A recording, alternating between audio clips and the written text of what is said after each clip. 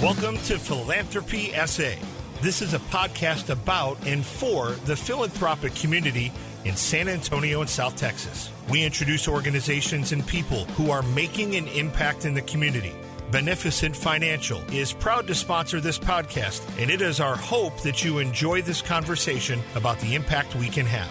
The goal is to edify and inspire. Now please join our host, Dan Rebmann.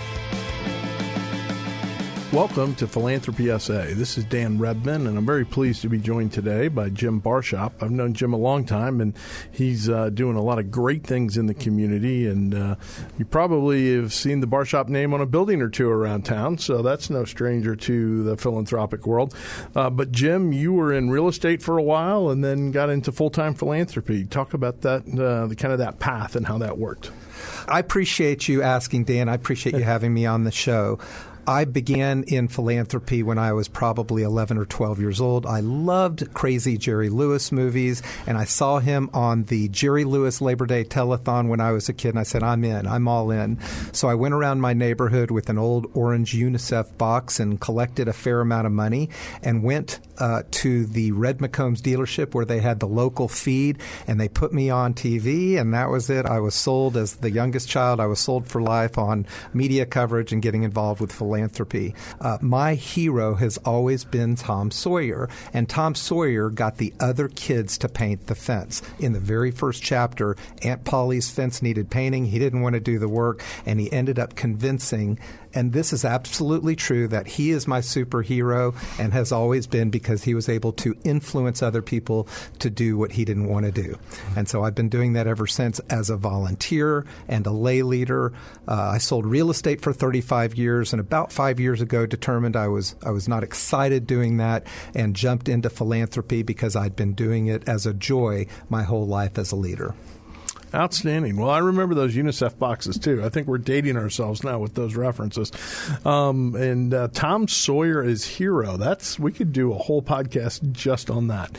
But that's excellent, and I'm glad to hear about that. And you're right. You know, his ability to I like to tell folks that through philanthropy, you get the opportunity to influence other people and to bring more to the table than you can bring by yourself.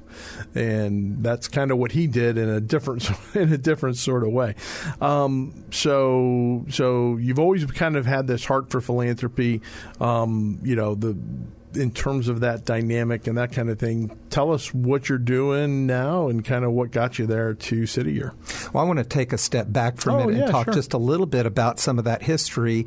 I ended up throwing really good parties. I loved, throwing parties, and they ended up raising a lot of money, and I found a lot of joy in both entertaining people and then being able to ask them for money and have them help participate in the common mission that we shared with those parties. And that's how I got to be engaged deeply with the Jewish Community Center as its board chair. I threw good parties, basically, and raised a fair amount of money. And I continued to do that for a variety of organizations and was particularly connected to educational organizations. I was very involved with Northeast School District in doing lots of different things, as well as the North Chamber of Commerce, Toastmasters, Junior Achievement, and much more.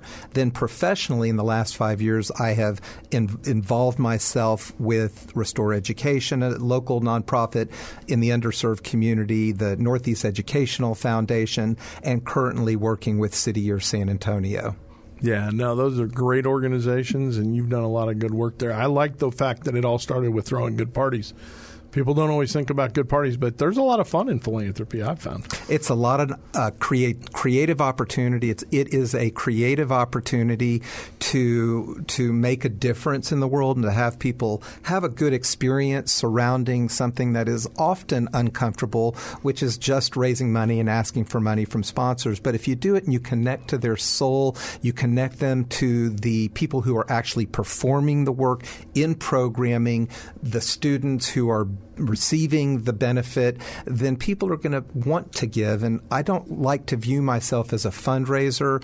I'm involved in advancement and helping people give what they want rather than asking them for what I need. So if I make it other-centered, it makes the experience of asking and involving a lot better.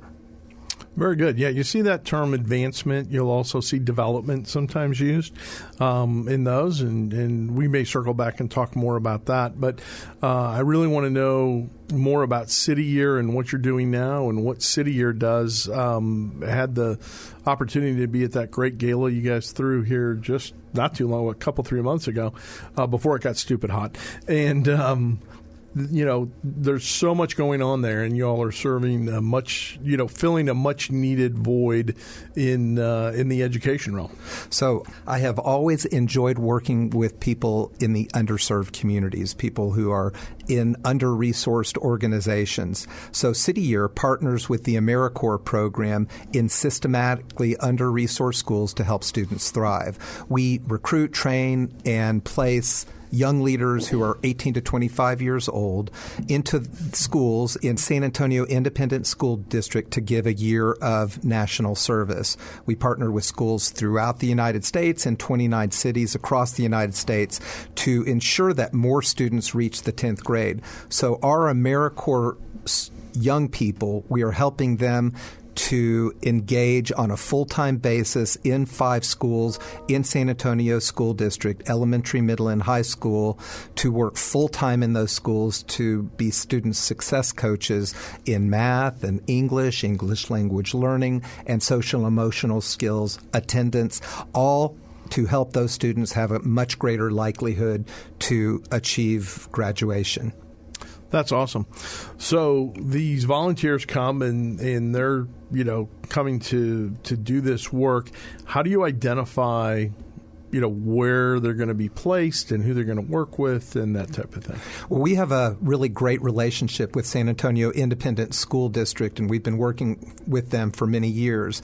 So currently we're in 5 schools that feed into Lanier High School and Sam Houston High School. That's Carvajal Elementary and Davis Middle School and Mar Hill Elementary. And we are basically working with the school district as our primary partner, who contributes 25% of our funding for us to be there, for them to have the privilege of us being involved with their students and their teachers full time.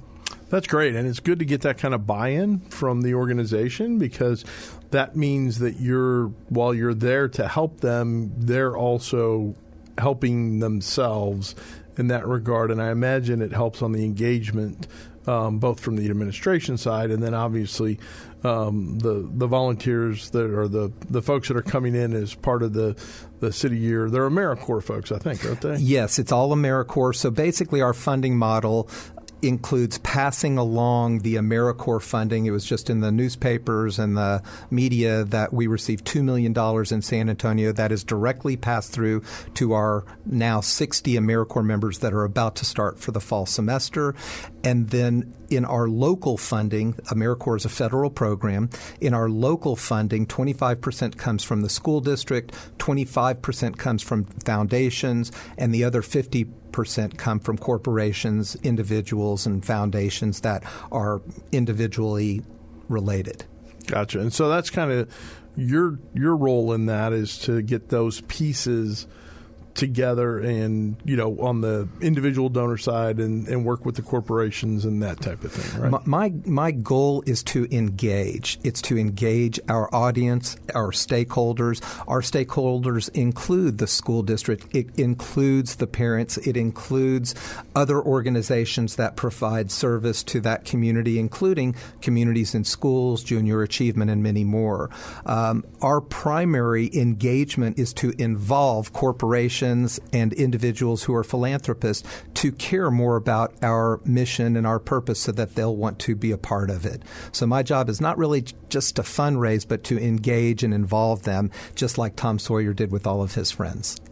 Very good. Well, I don't know if you've accidentally convinced me to paint a fence or not, but I know I've certainly enjoyed watching some of the things that you've been involved with over the years. And as you mentioned earlier, you do throw a great party. So what I would like to do is talk some of the specifics of when you're planning an event and that type of thing. I'm thinking of some of the events, that that I've had the pleasure of being at that you've done in the past. What is it that you're thinking of? What is it that you're going through as you try to plan this and make sure that this all happens? I know we were talking earlier, and you said something about community centricity versus donor centricity, and that really kind of, got me thinking about some things in a way I hadn't thought of before. There are so many nonprofit professionals with City Year, nationally, locally, that I've talked to, that I've engaged with in other nonprofit organizations, and they all want to have a relationship with their donors. But they're inevitably caught up in the transactional approach to getting that next donor. And if we can get out of that mindset and get into how do we provide an experience and increase the closeness between the client who is ultimately served, the AmeriCorps member, the students themselves, with the donors, the more likely I'm going to be successful in helping them give what they want. They're going to connect more individually. And so that's the type of event that I try to throw, is not just a purely social party and not just a transactional ask. One of the things that I enjoy doing is going to lots of different galas and events and luncheons and breakfasts that other organizations put on, including private experiences, bar mitzvahs and weddings, and seeing how they put it all together and involve and engage people. And I've found that some do it better than others. And those who are doing it better are probably saying fewer words. They're really focusing on the core message. They're telling lots of stories in a media form. And then they're allowing the experience with the AmeriCorps member students, our AmeriCorps member team, and having conversation with them so they can better connect. And when we do that effectively and don't just throw a bunch of words at them and a bunch of speeches, but we involve them in our experience, we're going to be successful. Yeah, and I noticed that you like to bring in folks like the last event, Joe Strauss was honored and that type of thing, and so you're bringing in folks like that. But you really had involvement from the volunteers themselves. You had them at the tables, sitting with the donors, and then recognize them with various things. Is that the type of thing you're talking about on that multiple levels of engagement? Yeah, we had 45 tables at the San Antonio Botanical Center for our Ripples of Hope event back in early May. And at each of those tables was a red jacket, one of our young 18 to 25-year-old AmeriCorps members. They're really idealists who are giving up a year of their life. They're giving a year of national service to be of service to the students in under-resourced communities. So that gives the opportunity for the other guests at those tables to just interact with them. So the less we shared on screen and in front of a microphone at a podium, the more they're have the opportunity to interact together and get to know these students for what they are, these AmeriCorps members for what they are, which are young idealists trying to make a difference in their world. They're also our future leaders in San Antonio. Yeah. So let me ask you this. When I look around at the world of advancement, development, the fundraising has become a crass term now, so we don't use that anymore. But when we look at when we look in that realm, what would you counsel or recommend to somebody who feels like they're just stuck in this transactional model?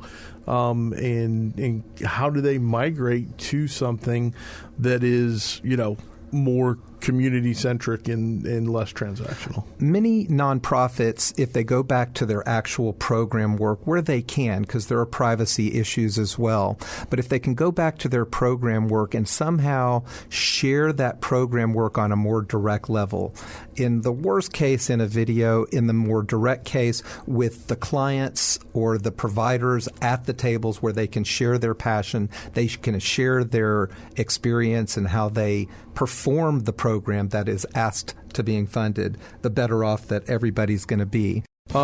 We do want to take a quick moment and hear from our sponsor, so we'll be right back.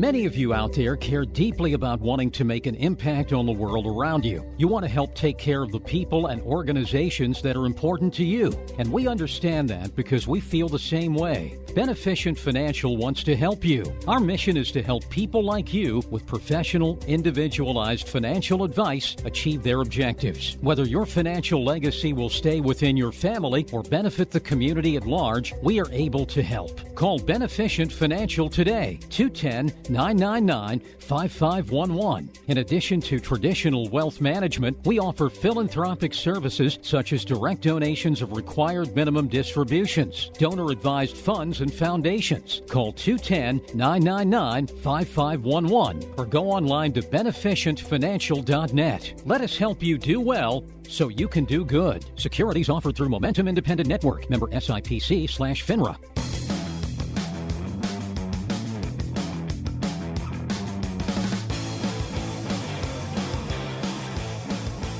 Thanks for being with us. This is Dan Rebmann, and I'm joined with Jim Barshop here from City Year San Antonio, and we're continuing a conversation about all the things that are going on in the wild world of fundraising and development and advancement. So, if someone is in your realm, in the world of advancement development, and they're kind of stuck, they feel like, I'm listening to what Jim's saying, and boy, that sounds great, but I just kind of feel like I'm in this constant loop of how do I get away? How do I get out of this reinforcing loop of constantly doing transactions and always saying, okay, what's going to be the next ask? What's going to be the next event? The next, kind of appeal letter and that type of thing, and get into something that's a little longer term and deepens that relationship. So City Year San Antonio is a really good example. I've been here for more than a year, and we had this wonderful opening ceremony that shared the new AmeriCorps member team with the entire world. They were joining their teams. It was called Opening Day. It was a non-sponsored event, and about 100 people showed up to Magnolia Pancake House. It was wonderful, and it was the very first thing I did as an employee at City Year, and I was like, what a shame, what an opportunity for a larger audience to really get passionate about what we're doing. And then a few months later, we had this sponsor-centered event, this Breakfast for Champions that was held at a downtown hotel. It was breakfast. It was hard to get to. People didn't want to wake up.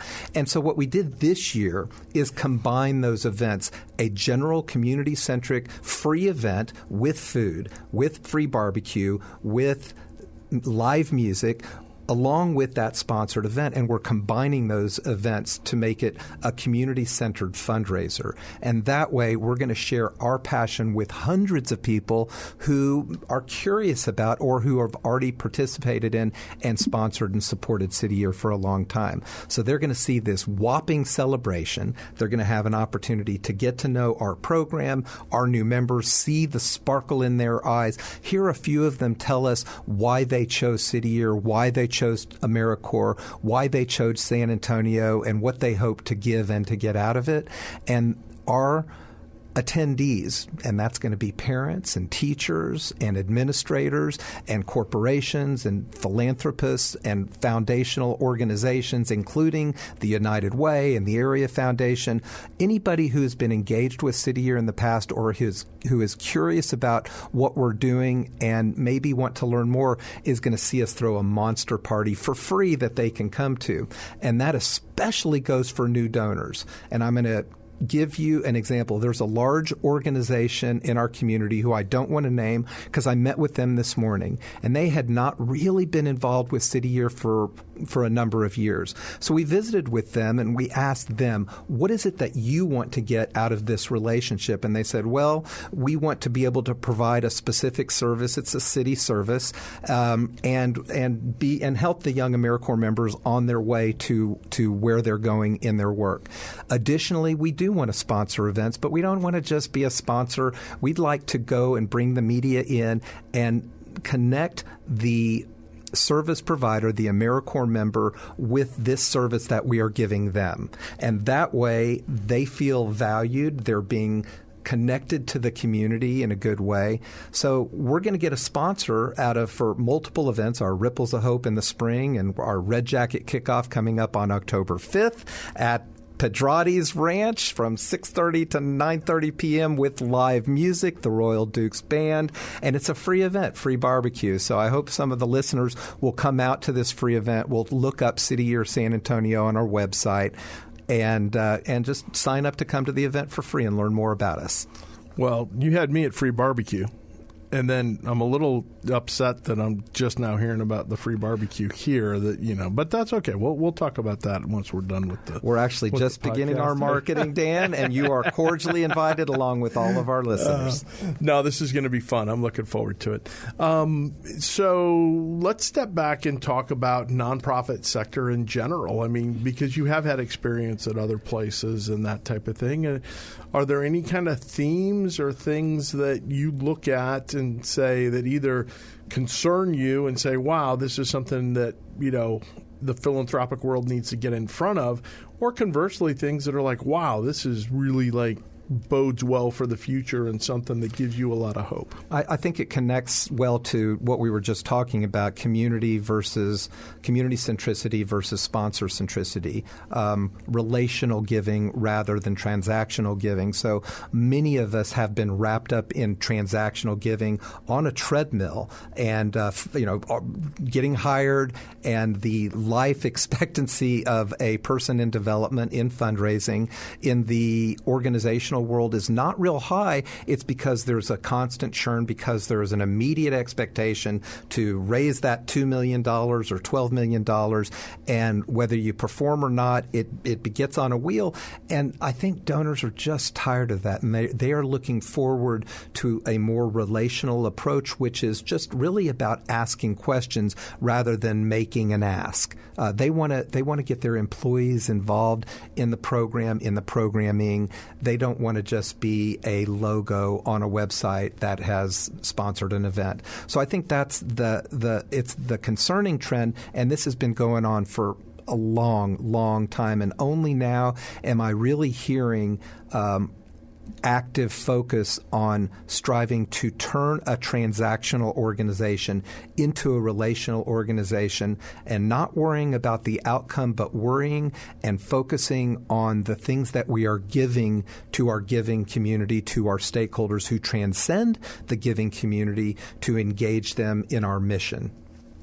Very good. Well, at the end of the day, that's what we're all looking for, right? We're looking to see these gaps filled, right? There's areas of need. There's areas that are not getting taken care of necessarily through the normal course of business and government and that type of thing, and it leaves these holes. And so when we get in front of those things in a way that we can impact, a young person who's in elementary school, in middle school, and that type of thing, and keep them in school longer, we know the payoff down the road in terms of less services needed, either by the public sector or by, just the things that happen to people when they're kind of ignored when they're young.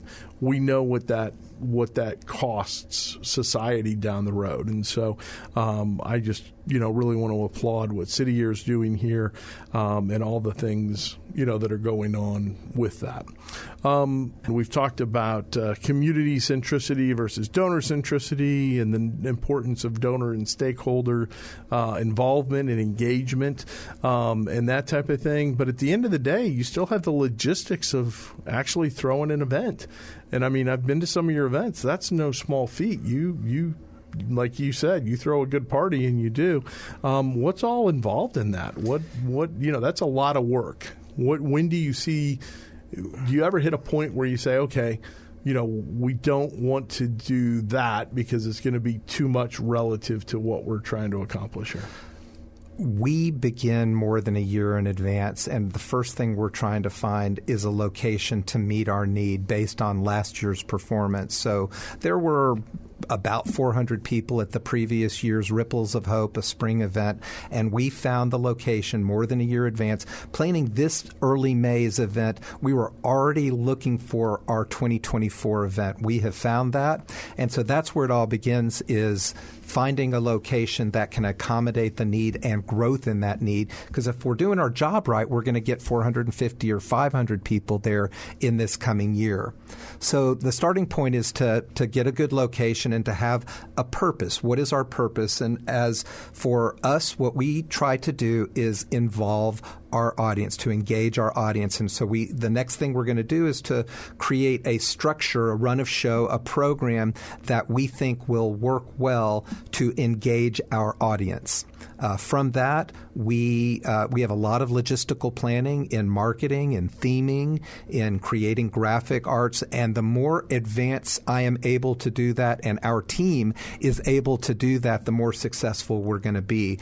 If we wait till 90 days to start working on graphic arts and save the date flyers and sponsorship websites, then we're in big trouble, because our donors, mainly including the corporations, are really trying to make a year-long commitment. So if we don't have our marketing selves together, our materials that will involve them and connect them to our programs at least a year in advance, and to start actively marketing a particular event 6-7 months in advance, that's what our donors are looking for, so that they can begin to plan. They can save the date. They can talk upstream to their decision makers to see how they want to spend their investment and community investment budgets for the year.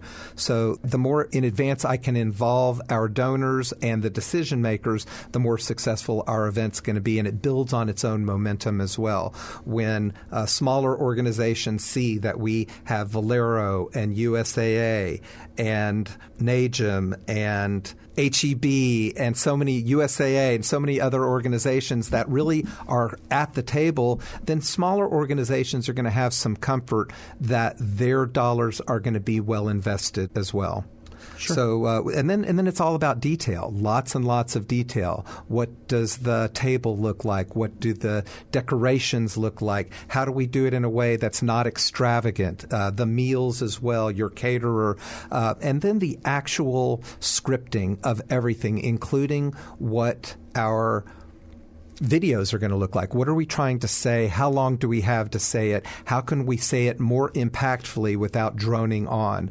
I have been to a number of events where the executive director will talk for 15 to 30 minutes, and after about 4 or 5 minutes, they've lost their audience. So I'm trying to, in a very short order, engage our audience and then let them socialize. And near the end, say, hope you had a great time. Please give to our organization to help us further our mission. And we are one of the few organizations that are memorable. Our events are memorable because we strive to have it be a social engagement and give them a little bit of our story to engage them as donors as well. Sure. And then how do you handle the follow-up? So post-event, what are you doing to reach out to folks and say, hey, remember us? Well, when we're doing it right, we will pre-write those thank you letters, those thank you notes. I did not do that this year. I was a little bit late in doing that, and that's noticeable as well. So I think it's important to quickly get out thank you notes to individual donors and all the participants in the event as well. Those who were involved in our programming, who helped us put on this program, we send a thank you note as well to Sure. Joe Strauss. We did, and to all of the participants who helped to make our event a better place, not just our donors. We wanted to say thank you and to continue to involve on at least an every 60-day basis, just informing them of how their money has been invested and what we're doing and what's coming up next. I think that is the challenge for us who gets caught on the wheel of event after event, is we forget how important it is and how difficult it is to stay in touch on a meaningful basis. It is unfortunate that there is so much information coming at all of us that it's easy to say, oh, yeah, City Years, they're sending us something. But if we can make it meaningful and short as opposed to a long newsletter, but maybe a piece of a newsletter, a tag, and then a video clip that connects them to it, maybe they will click on that video clip to want to continue to engage with us. So how we engage with our donors afterwards is probably more important than the event itself.